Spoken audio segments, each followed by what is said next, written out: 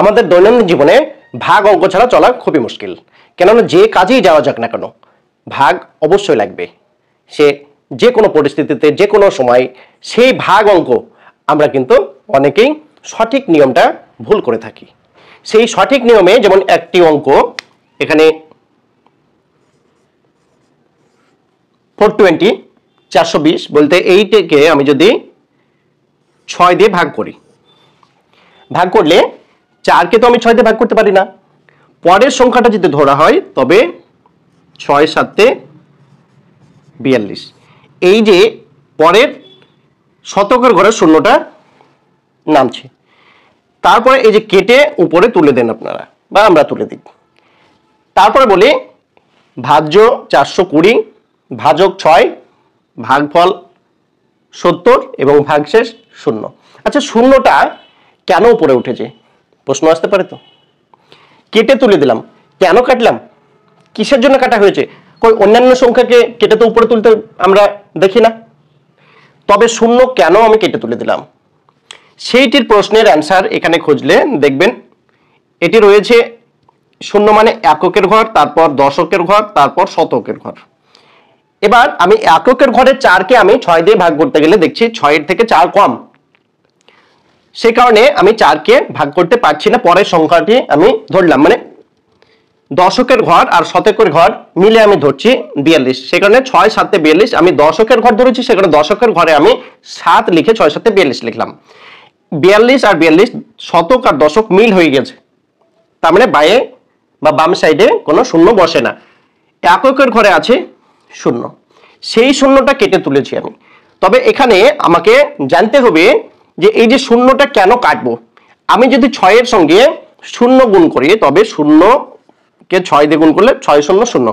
এবার দেখুন মিল হয়েছে, তার মানে এই যে শূন্যটা কাটলাম কি কারণে, শূন্য দিয়ে গুণ করে আমার এখানে শূন্য মিল করানোর পর আমি পেলাম 70।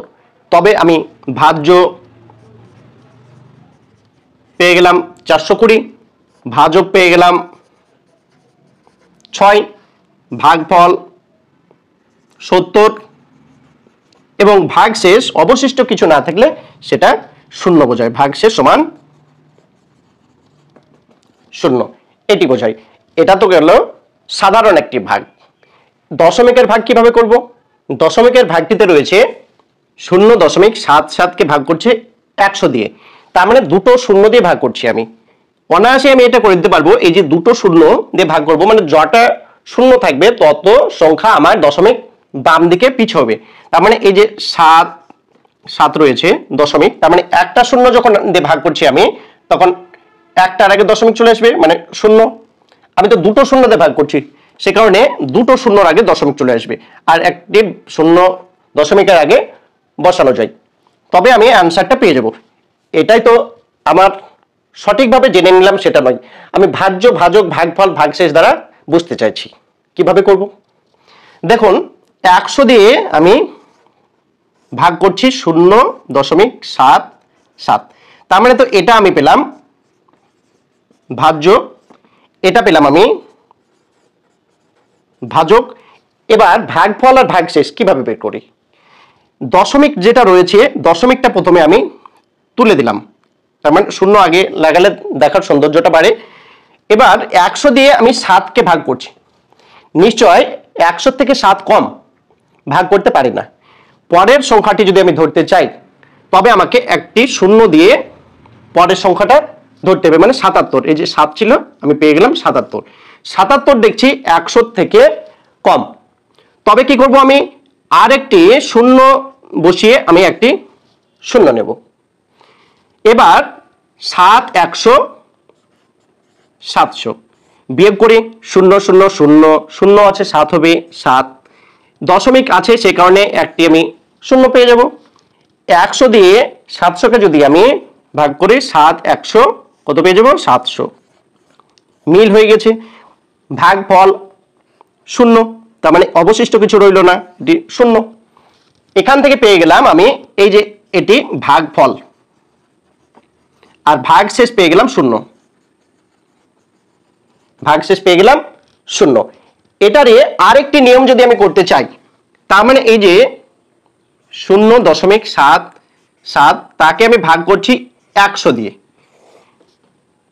বিকল্প নিয়ম, এই যে সমান 0.77 ভাগ মানে আমি জানি নিচে বাই মানে 100।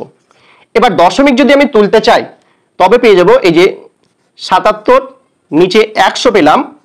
আর এই যে দশমিক যদি তুলি, উপরের যদি দশমিক তুলি তবে নিচে দশমিকের বদলে একটি 1, যটি সংখ্যা থাকে তটি শূন্য, মানে দুটো শূন্য। এখান থেকে পেয়ে গেলাম 7 7 আর দুটো শূন্য আর দুটো শূন্য, মানে 100 আর 100 গুণ করলে 4টি শূন্য, মানে 10,000। তার মানে এখান থেকে পেয়ে গেলাম 4টি শূন্য দিয়ে আমি 77কে ভাগ করছি। তার মানে যটা শূন্য দিয়ে ভাগ করব তটার আগে দশমিক যাবে। এই যে 7 7 দুটো সংখ্যা পেয়েছি, 4টি শূন্য, তার মানে আরেকটি শূন্য দিয়ে 3টি, আরেকটি শূন্য দিয়ে 4টি। এবার আমি দশমিক বসাবো, আর দশমিকের আগে একটি শূন্য বসাতে পারি, তবে আমি পেয়ে গেলাম 0.0077। এইভাবে আমি অনায়াসেই ভাগ অঙ্কগুলো, সে সাধারণ ভাগ হতে পারে এবং দশমিকের ভাগ হতে পারে, এই নিয়ম আমরা অবলম্বন করলে অনায়াসেই যে কোনো ভাগ আমরা করতে পারবো। যে কোনো ছোট এবং বড় ভাগ যদি আপনাদের কোনো সমস্যা হয়ে থাকে অবশ্যই কমেন্ট বক্সে জানাবেন। আমি যতটা পারবো আপনাদের অঙ্কের সমাধান করে দেওয়ার চেষ্টা করব। যদি ভালো লাগে অপরজনকে দেখানোর জন্য অবশ্যই একটি শেয়ার করবেন। ভিডিওটি দেখার জন্য অসংখ্য ধন্যবাদ আপনাকে।